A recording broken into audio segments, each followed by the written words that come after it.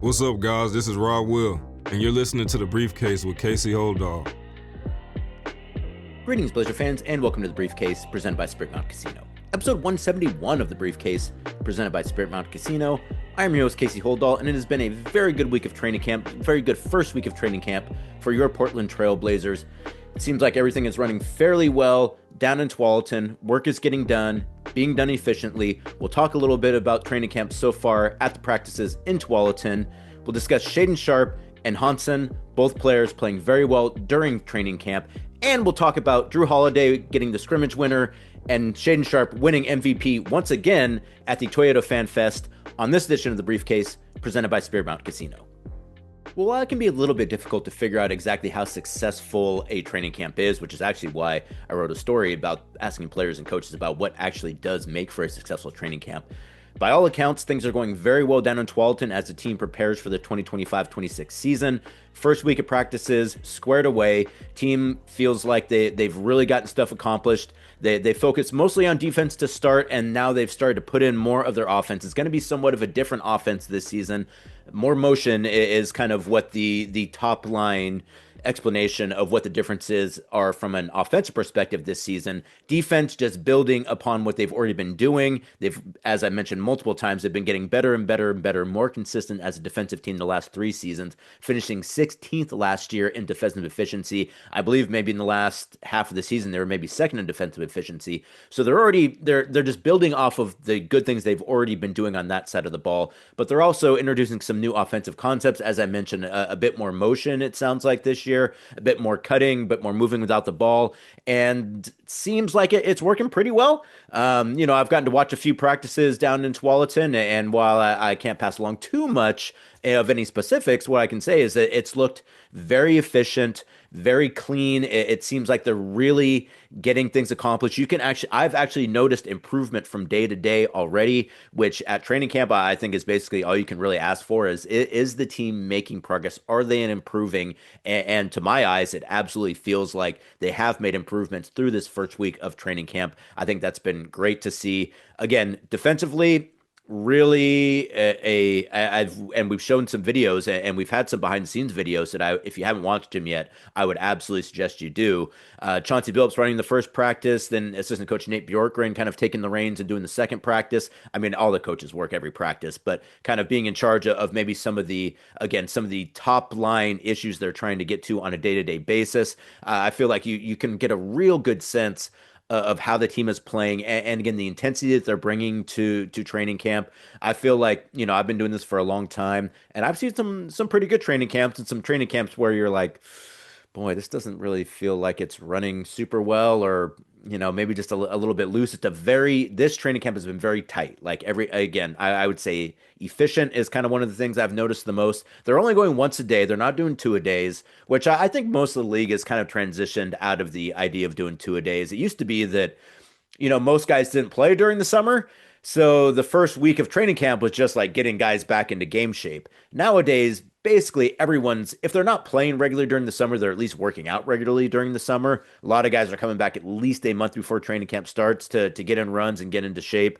So the days of 2-a-days at training camp probably mostly going away because, again, I don't think it's really necessary. It used to be one of the practices was for calisthenics or to get in shape. The other one was to kind of work on concepts and theories and scheme. Now you can kind of do both of them at the same time because most guys are still in pretty good shape. They're not in game shape. You don't get in game shape till the season starts, but in much better shape to where you don't really the idea that we got to kind of go run laps at Tualatin High School in order to get into shape. Those days are pretty much done. So they are just going once a day, but they're going very hard, doing a lot of scrimmaging, doing a lot of drill work, obviously, to start practices, but then really getting into scrimmages, mixing up the teams, and really kind of focusing on a lot of it being defense. And, it's scrimmaging, but a lot of it is like you're playing games in the scrimmage. So, and a lot of times those games are really more about defense than they are about offense. You get points for getting defensive stops, not necessarily for scoring. So those are kind of some of the things they've been working on that I've seen at least. And again, like, guys are locked in. There's not a whole lot of having to stop and correct guys during the run of those scrimmages or during practice, and that is something that is pretty common. So having to stop and be like, "Hey, that's not right. This is what we're trying to do." I mean, there's some of that in this training camp for sure, because I mean, of course there is. But I've noticed a lot less of that this year than I have in previous seasons. It seems like guys already kind of have a better grasp of what's being asked of them. I think from an intensity perspective and from bringing the right kind of focus to a training camp, I feel like this training camp has been much more dialed in from in that respect. It feels like guys really know what's expected of them, really know where they're supposed to be. When they make mistakes, they're almost kind of correcting themselves right away before one of the coaches does it. I feel like, again, the coaching staff, and that's maybe kind of one of the reasons why I've noticed a little bit of a difference this year, is that, you have Chauncey Billups, obviously, and Nate Bjorkgren and Ronnie Burrell. But then the rest of the coaching staff are pretty much new. You got Tiago Splitter, Andrew St. James, Quentin Crawford, and James Posey, all new assistant coaches in the gym. And I think that that really just brings a different look to your training camp as well. And you have different, again, different perspectives, kind of different voices in the huddles, different approaches to things, new ideas, new concepts. Yeah, I mean, and guys that have a whole lot of different experience. You got Tiago Splitter, who played in the NBA, international player, coached internationally as well, had success in France. You have Andrew St. James, who was on a very good staff in Memphis. You have Quentin Crawford, who's worked in all levels, including the G League, winning a G League championship. And you've got James Posey, another former player who has really a varied experience set of coaching. He's coached in the women's game, he's coached in college, he's coached in the pros.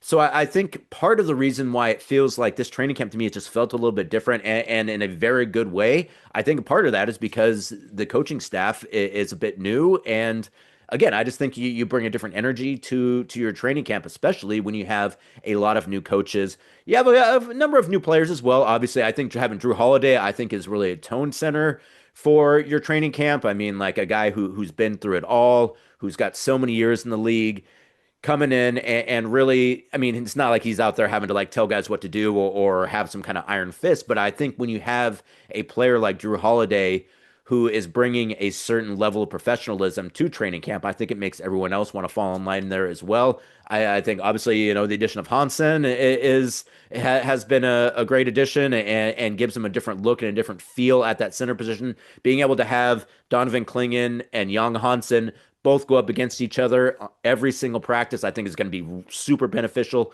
for both those players, both young, both finding their way in the league, kind of different skill sets from that center position, but both enormous. I think that's really going to have positive benefits for the Trailblazers going into this season. And then, you've just got a couple guys who seem like they've been playing really well. I think everyone's kind of heard Shaedon Sharpe has been a player that a lot of coaches and players have kind of singled out as being kind of one of the standouts of training camp, and I think that's a very fair assessment. I think Shaedon's offense has. I mean, it's always been pretty good. It really seems like his shot is dialed in. His ability to get to his spots, his mid-range game, his three-point shot, which I know he didn't shoot as well from three last year as I think anyone would have hoped. And part of me wonders kind of how much of that it was a shoulder injury. Now, granted, I don't think that was a shooting shoulder, but still, it's going to have an effect. Part of that might have been kind of the three-pointers that he was taking or getting. I mean, saving taking is probably not the right word. A guy like Shaedon sometimes has to get set up. So maybe he just wasn't taking the right kind of three-pointers last year. But the shots that I've seen Shaedon shooting throughout training camp, and then as we're going to talk about here in a second at FanFest, look really clean, really smart. Like I think Shaedon has earned the praise that he's been receiving from his teammates and coaches, because it looks like he's coming into camp after a really solid offseason of work, and I think he's really getting primed to take that next step. And I think, there's parts of Shaedon's game and personality that, still are works in progress.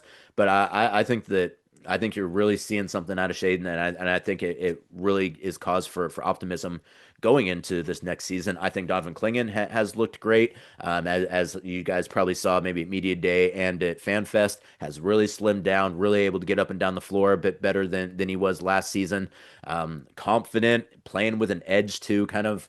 Donovan is a great guy and is a very friendly guy and is great to talk to. But I've noticed just a little bit of an edge from Donovan this year, which I think is absolutely what you want to see. I mean, he's one of those guys anyways. That was kind of his thing at UConn was, he was the guy who, is going to get pissed off about stuff. And I think that Donovan does a really good, as a just an arch competitor, does a great job of always wanting to go out there and win and always wanting to play great team basketball and to take everything seriously and not to necessarily let your guard down and be like, well, it's training camp, it's practice. Really a level of focus and intensity from Donovan that I think you're accustomed to seeing. But I think particularly now as the vet in that kind of position, as the starter going into the season, I think that he's kind of taking on that role a little bit, and I think that's been great to see. Jrue's obviously looked great. Deni's looked really good. I feel like Tamani, every time I see Tamani, it's like he's taking another step in his progression.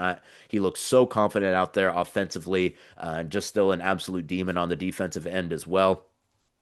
I think Tamani this year really going to have a breakout. I mean, and Deni already kind of had his breakout last year. I mean, breakout's probably not the right word, because I think everyone knew Deni was already a pretty good player, but I think what we saw out of him in Portland last year was definitely in excess of kind of what we saw for the first few seasons out of him in Washington. And I'm expecting another jump as well.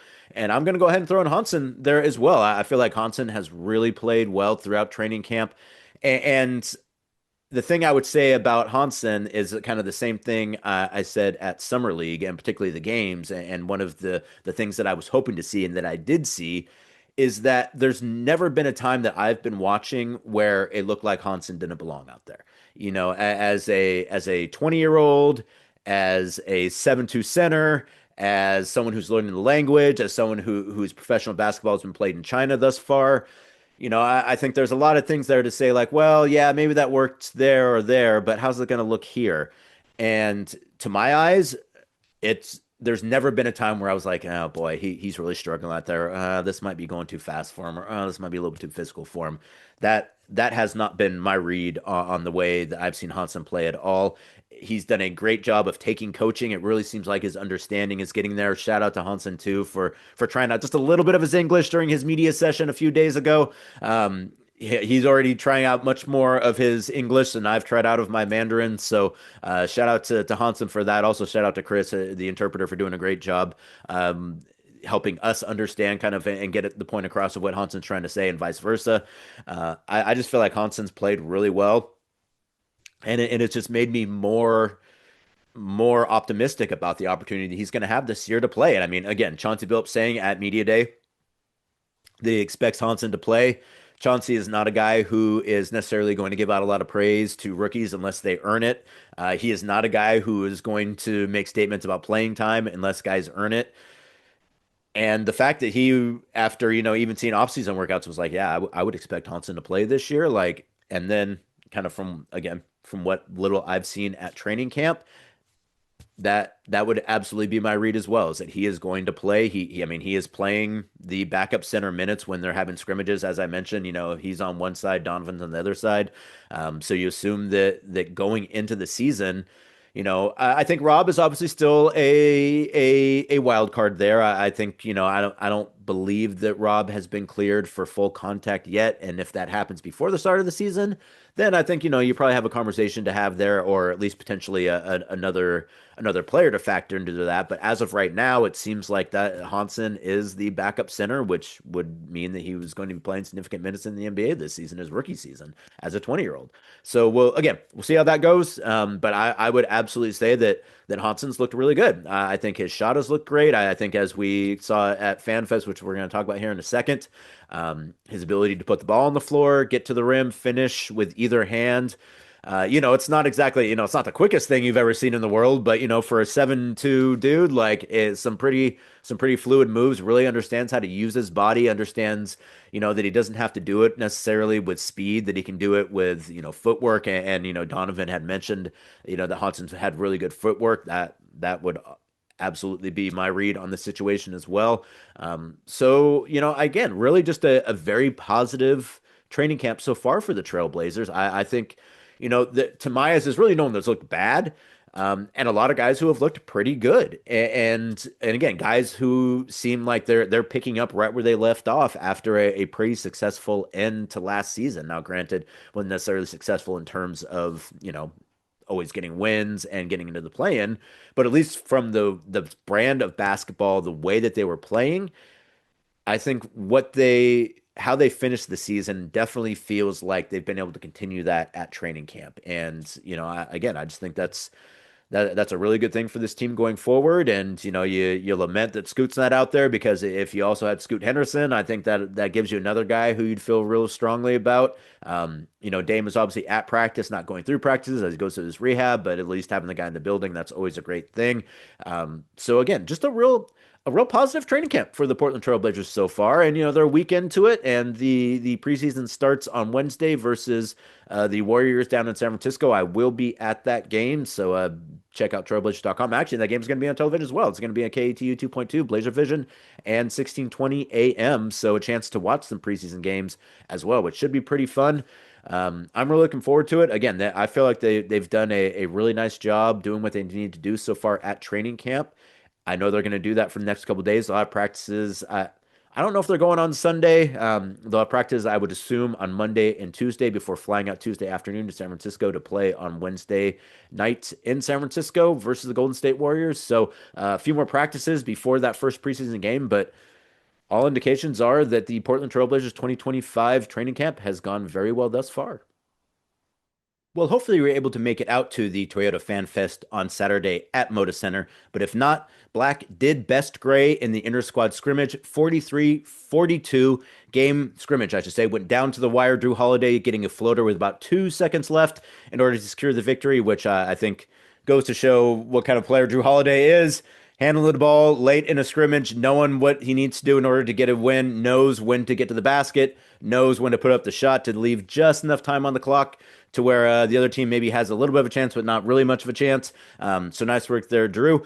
The Black team was comprised of Jrue Holiday, Caleb Love, Marshawn Beauchamp, Shaedon Sharpe, Jeremy Grant, Chris Murray, Young Hansen, and Dwop Reith. The gray team was Blake Wesley, Javante Cook, Toumani Camara, Deni Avdija, Sidi Sissoko, Rion Repair, Donovan Clingan, and Andrew Carr.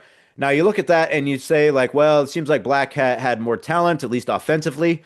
A very good scrimmage throughout, though. Obviously, very close. I thought, neither team really got up much. Both teams doing a good job of getting shots, playing hard, but not playing so hard that there was too many guys falling to the floor, not too many fouls. So in just a nice little fan fest. Shaedon Sharpe winning MVP honors with 10 points, had 2 3-pointers, one off a screen from Young Hansen, a very good screen from Young. Obviously, Young is a big body. Gives Shaedon a chance to get around that screen. Hard to go over that screen when you have a guy the size of Young Hansen, and when you have a guy who's got a strong enough dribble as Shaedon does to know where to cut off of that screen, elevate to hit a 3-pointer. Also had a very deep 3-point shot, a floater, and a midi for Shaedon to get to 10 points and get his second FanFest MVP. Won the FanFest MVP when he was a rookie, and now won it going into his 4th season. Kind of fitting as well. Obviously, you've heard so much, as we've talked about Shaedon, how well he's been playing at training camp, for him to go out and play very similar to the way that I've seen him play at training camp. Very good to see. Just fluid, shot looks great. Really puts pressure on defense, can score obviously at all 3 levels, and very attentive now on defense, doing a good job of doing what he needs to do on the defensive end in order to get those minutes. So I thought we saw really, again, what you saw out of Shaedon at training camp is, I think, or what you saw out of Shaedon at FanFest, very similar to what has been going on with Shaedon at training camp. He's looked great. You had Jrue Holiday saying he's been cooking him in practice. Shaedon just looked really good from what I've seen in every spot thus far going into preseason, be it training camp, being kind of off-season workouts, be it at FanFest on Saturdays. So really nice opportunity there for Shaedon, and a really nice game again for Hansen. Just again to kind of speak to guys who have looked good in training camp, turning that into good looks at FanFest. I would absolutely say Hansen qualifies for that as well. Hansen had a great pump fake at the 3-point line, got Donovan just off his center enough to drive, Didn't get around Donovan. Donovan still, staying in front of him, but was able to use his footwork, use his pivot in order to get kind of a nice little sweeping hook to score. Also had a nice and one. I believe Hansen maybe even had a 3-pointer as well. I think Donovan did. I can't remember just exactly. But Hansen looked great. And again, didn't look like he was winded. Didn't look like it was too physical for him. Didn't look like it was too fast. He looked great the entire time. I mean, again, I thought it was a real nice scrimmage. I thought Deni looked great in the scrimmage as well. But I would say both Shaedon and Hansen would be the two guys that I would single out as like really kind of doing the things that they've been doing through training camp at FanFest, which is really what you want to see. They use FanFest kind of as a practice for the team. That's why they go through the drills first and then have the scrimmage. So I thought it was a great FanFest, great turnout. It's always, you never know kind of what that's going to look like. It's a weekend. Obviously, families are busy. I think there's maybe, obviously college football is going on this weekend. I believe maybe the Mariners might have a playoff game on Saturday as well. So you just never know kind of how that's going to go. But I thought a great turnout, really enthusiastic crowd, cheered for everyone, cheered for everything, which I thought was great. And again, I just felt like a real good energy. I thought the players were excited.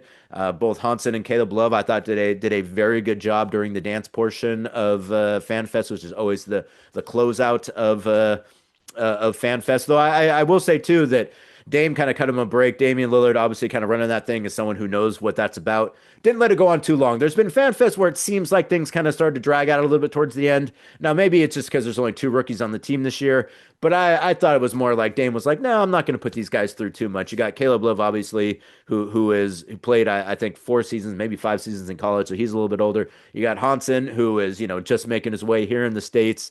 Understands stuff, but you also don't want to make him feel weird or whatever. They got their backpacks as well, so they'll be carrying those around for the rest of the year. But long story short, I thought it was a very fun FanFest, much like training camp, very tight, very efficient, didn't drag on too long, didn't have too many stoppages in play, well scheduled. Things seemed to move in and out well. I hope that fans got their autographs. Hopefully you got some tchotchkes if you were there as well.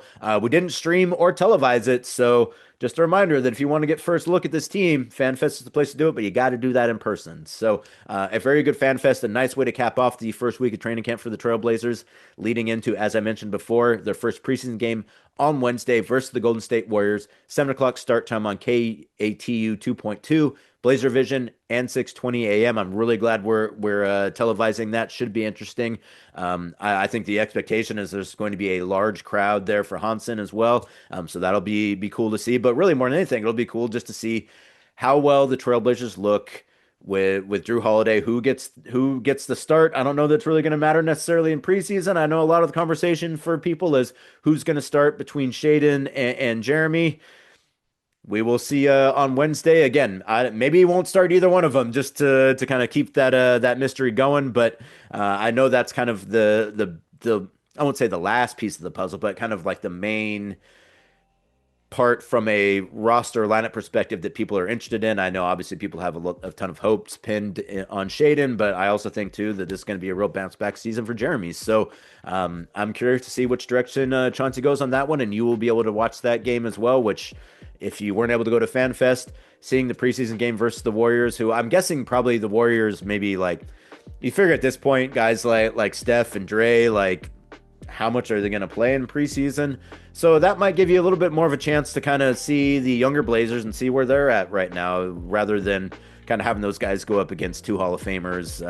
Though, I mean, Jrue Holiday on the team, Jeremy, Tumani, throw Tumani on Steph, see how that works. So either way, it should be a fun game. If you're in San Francisco, check it out at Chase Center. If not, as I mentioned, KATU 2.2, Blazer Vision, 6:20 a.m., 7 o'clock on Wednesday. And that'll do it for this edition of The Briefcase. Thanks so much for joining me. As always, thank you so much, Spirit Mountain, for your support.